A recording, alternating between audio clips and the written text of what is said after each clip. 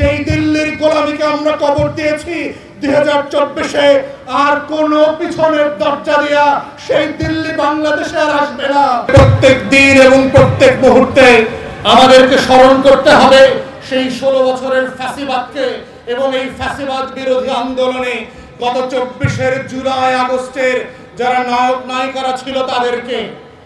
তাই আমরা বারবার বলতে চাই এবং বলে দিয়েছি, অন্তর্বর্তীকালীন সরকারের গুরুত্বপূর্ণ অনেকগুলো কাজের ভিতরে একটা কাজ হচ্ছে জুলাই আগস্টের নায়ক নায়িকাদেরকে স্মরণে রাখা, তাদের অবদানকে স্কুলের পাঠ্যপুস্তকে অন্তর্ভুক্ত করা, দেশের পাড়ায় পাড়ায় মহল্লায় মহল্লায় এই বক্তব্যটা ছড়িয়ে দেওয়া যে বাংলাদেশ রাষ্ট্রটা কোনো পাপের কাছে আমরা বর্গা দেই নাই।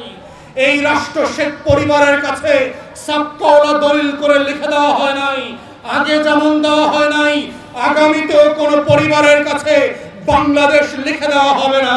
তাই আগামীতে যারা ক্ষমতা আসবার স্বপ্ন দেখছেন, অতীতের ইতিহাস ভুলে যাবেন না। মুগ্ধরা নতুন করে বুক ফেটে দিয়ে বীর চট্টলার জায়গা থেকে কালুরঘাটের বেতার কেন্দ্রের মতো করে লাল সবুজের পতাকাকে বাঁচানোর জন্য আবার জেগে উঠবে, আবার লড়াই করবে, আবার রক্ত দেবে। কিন্তু বাংলাদেশের স্বাধীনতা যে বিক্রয়যোগ্য না সেটা বারবার প্রমাণ করে আজাদির লড়াই হচ্ছে নাই, 24-এর লড়াই হচ্ছে আমাদের।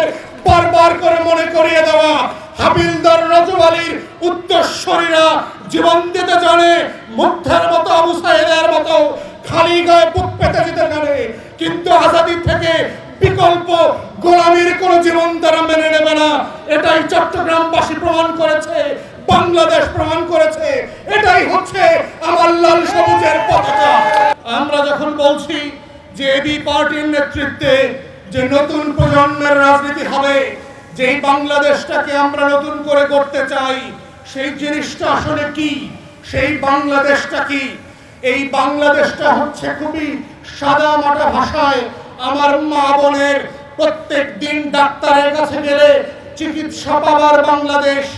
এই বাংলাদেশটা হচ্ছে আপনার ছেলে মেয়েরা স্কুলে কলেজে যেন বিনামূল্যে পড়াশোনা করতে পারে, উপবৃত্তির টাকা পাওয়ার জন্য কোনো ওয়ার্ড কমিশনার কোনো চেয়ারম্যান মেম্বারকে টাকা দিতে না হয়। এটা সেই বাংলাদেশ হবে। আপনার অনাবাদি জমি চাষ করবেন, ডিলার সারের ডিলার কৃষকের কাছ থেকে যেন উচ্চ মূল্যে সার কিনতে বাধ্য না করে, কীটনাশক কিনতে বাধ্য না করে। সেটা হচ্ছে সেই বাংলাদেশ।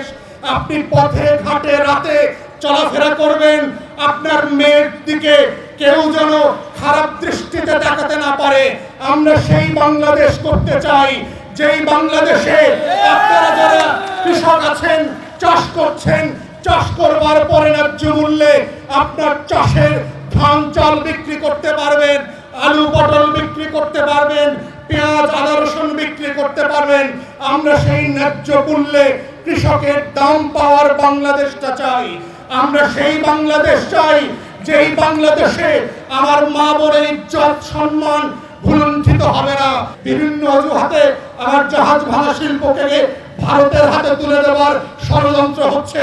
আমরা সতর্ক করে বলছি, যেই দিল্লির গোলামিকে আমরা কবর দিয়েছি 2024-এ, আর কোন পিছনের দরজা দিয়া সেই দিল্লি বাংলাদেশে আর আসবে না।